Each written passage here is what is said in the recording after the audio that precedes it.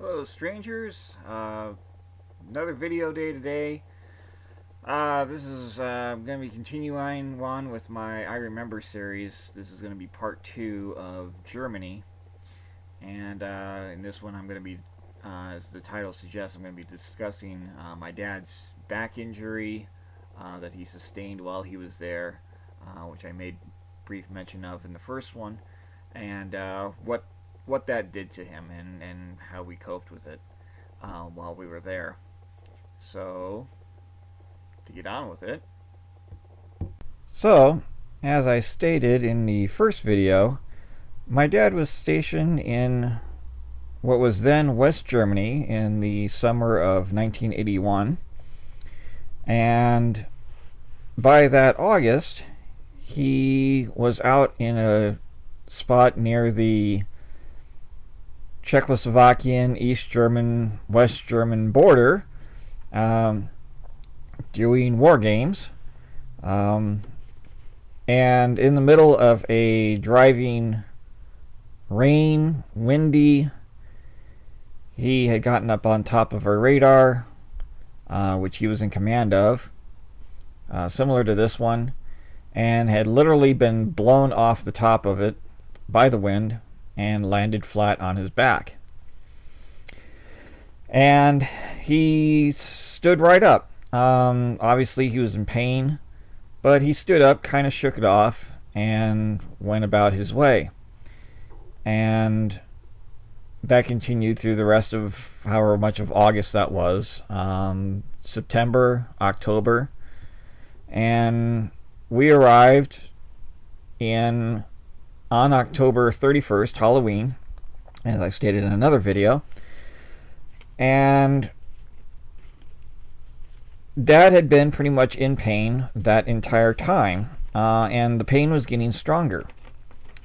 And by by November, either he had had enough of the pain, or possibly Mom convinced him that he should go and see a doctor about it.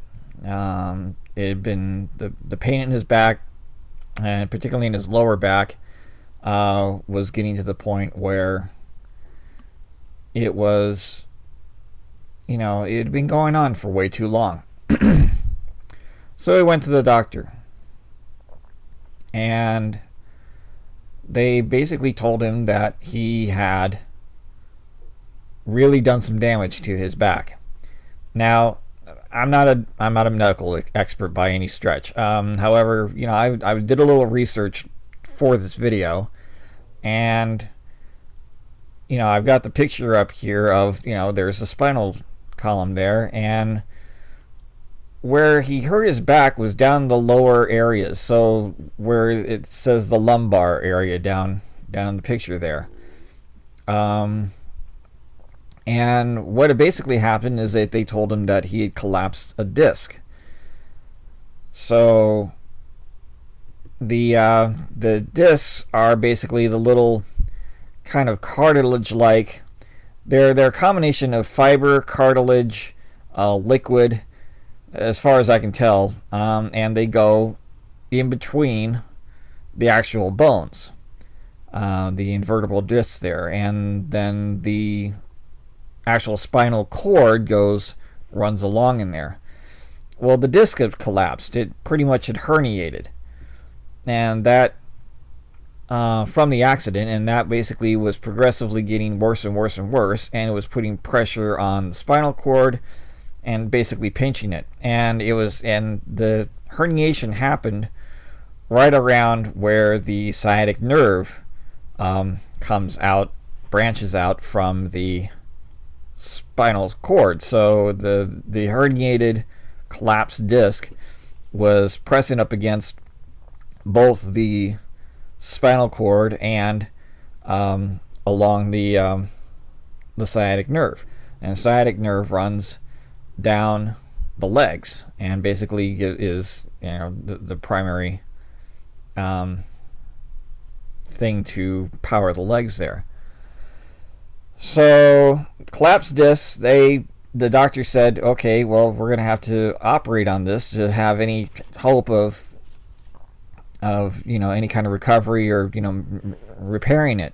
Um, so in the hopes was that they'd be able to operate it on it, at least fix it enough such that Dad could get back to work. Um, so the operation happened in Landstuhl, which is the main military hospital in Germany, if not in all of Europe. It's the same hospital if you listen to any of the footage during the Iraq and Afghanistan wars about soldiers that were wounded and were being transported to Ramstein Air Base. Well, in actuality, what they were doing is they were being transported to Landstuhl, which was the town next door. It's right across from Ramstein, so that's where they actually would be going, and they go to the hospital there and get either fixed up or prepped enough that they could then go to the United States and end up at Bethesda or Walter Reed or somewhere. But the Landstuhl Hospital is the main hospital there, so that's where Dad went to have his operation on his back to see if they could fix this collapsed disc. Well, in the process of doing that, the army doctors there not only couldn't really do much to repair the damage done by the fall and the collapsed discs and everything like that, but they also managed to nick the sciatic nerve with their scalpel, and effectively rendered my dad's right leg completely useless. Now it was nicked, so it wasn't completely severed, but it did build up a lot of scar tissue around that, and that between the collapsed disc, the scar tissue and everything, and the damage from both of that and the nick and everything, all of that basically contributed to Dad losing any kind of control over his right leg. It went, his right leg was effectively dead. He could still kind of feel, he could still kind of move it around, but there was really no power to it. And that was in the operation happened in, I say, early December. By either late December or early January, they had to go back. We went back to Landstuhl, and they went back in and tried to see if they could repair any of the damage there. And I think they managed to get rid of some of the scar tissue that had built up around it, and that relieved some of the pressure so that Dad could kind of use his leg again. But the damage is pretty much done, and that basically meant the end of everything. He couldn't do anything at that point. We set him up in our apartment there on a couch. This is a little diagram of our apartment. This is what we were in. This is how it laid out. And so we set Dad up in the living room on a couch, and and that basically his only movement was from the couch to the restroom or to the bedroom and back and forth. He had all his meals at the couch and everything. He really couldn't move, and he was in a lot of pain. He was taking painkillers like crazy. In, I want to say, March or April, probably March, probably even early March. It was still kind of wintry and snowy there. We put him on a plane to go to Walter Reed Hospital in Washington, D.C., and to see if they could do anything there, and the prognosis was the same. There's nothing more that could be done. The damage had been done. He had, the fall had done the damage. He had done the damage by standing up and walking around for however many months. And then the doctors just made that much damage worse by nicking the sciatic nerve and all that sort of stuff. So that was pretty much it. And so he came back, and we spent from that point on waiting for discharge papers and orders, and trying to figure out where we were going to go next. We owned our house in Oklahoma. We wanted to go back to California. What did we want to do? And so for the next roughly 9 months, Dad sat on his couch, and back in the 1970s, or 1979 specifically, just after we moved to Kansas, the first real personal computer had come out onto the market. It was the TRS-80, and Dad was one of the first people to jump on it. And by the time we got to Germany, there had been certain upgrades made to it. Instead of the tape drive that you see in this picture, they started incorporating the 5 1/4 floppy disk drives, and so we pretty much had that by the time we got to Germany, or certainly shortly after. And Dad would go to, now you could get those things at Radio Shack. Radio Shack was the one that offered the TRS-80, the Tandy store. And so, and unfortunately, the closest Radio Shack Tandy store that we could go to was in a town called Offenbach, which was just on the other side of Frankfurt, roughly about 2.5 hours away. So we'd make, maybe once or maybe even twice a month or so, we would make the 2.5 hour trip in one direction, one way, 2.5 hours, from Baumholder up to Frankfurt, Offenbach, which, by the way, was also at the time at least, the closest McDonald's. Which I guess there's another story I'll put into a later video. But Dad would go, and he got really friendly with the guy that ran the Radio Shack store there, and we'd buy all sorts of new floppies, games and stuff like that, programs and stuff to run on our TRS-80 computer. And we set that computer up next to Dad's couch, so that he could work on it or play games or whatever. And usually while he was doing that, we go over to the McDonald's and enjoy a little treat, because that was the only place it was the only closest McDonald's at that time.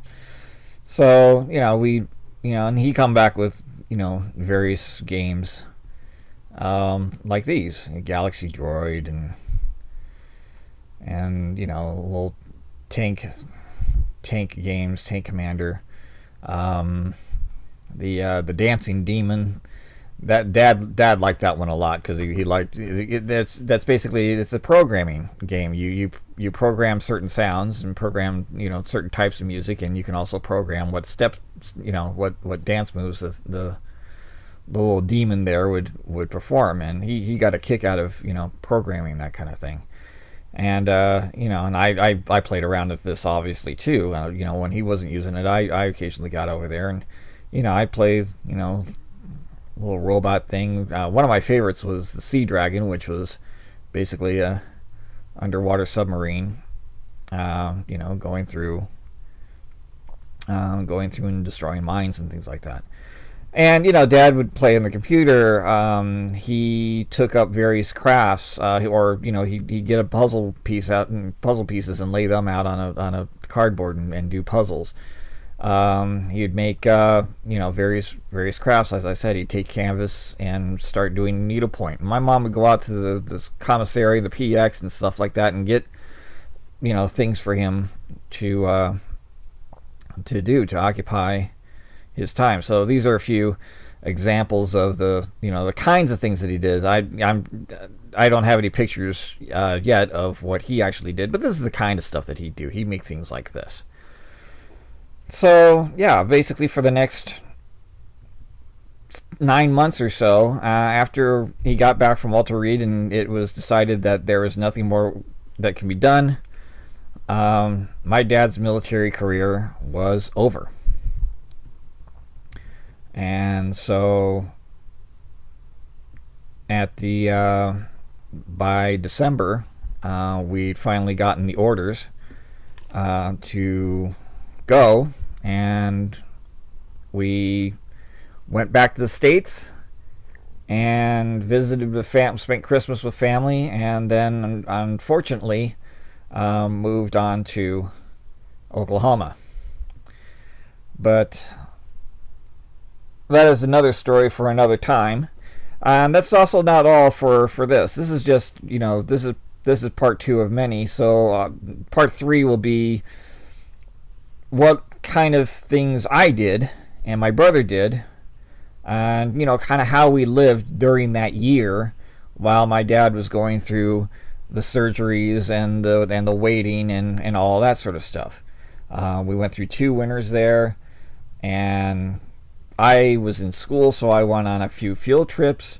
So I'll discuss those in, again, another story for another time. So until then, that's the end of part two. I will see you guys next time, and stay strange. Bye. Thanks for watching my video. If you like what you just watched, don't forget to give me a thumbs up below. For more of my videos, click the subscribe button on the screen or down in the description below. If you'd like to support me in what I do, I have books that you can read. The links are in the description below. If you want to support in other ways, you can go to my Patreon page and help me out there. You can also follow me on various social media pages. The links to all of those are also below. Thank you again. Stay strange.